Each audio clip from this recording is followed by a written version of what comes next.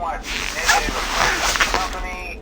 That old restaurant was kind of left to rot for quite a while, but I want to reassure you, Fazbear Entertainment is committed to family fun and above all, safety. They've spent a small fortune on these new animatronics. Facial recognition, advanced mobility, they even let them walk around during the day. Isn't that neat? But most importantly, they're all tied into some kind of criminal database so they can detect a predator a mile away. Heck, we should be paying them to guard you. Now that being said, no new system is without its kinks. You're only the second guard to work at that location. The first guy finished his week but complained about conditions. We switched him over to the day shift. So, hey, look at you, right?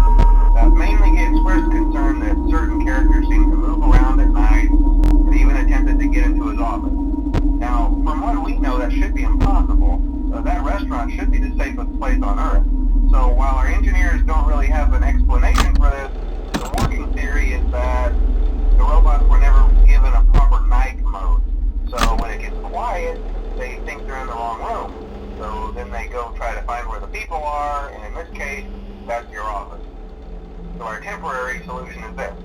There's a music box over by the prize counter, and it's rigged to be wound up remotely.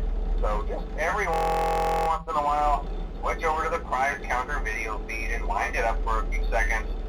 It doesn't seem to affect all of the animatronics, but it does affect one of them.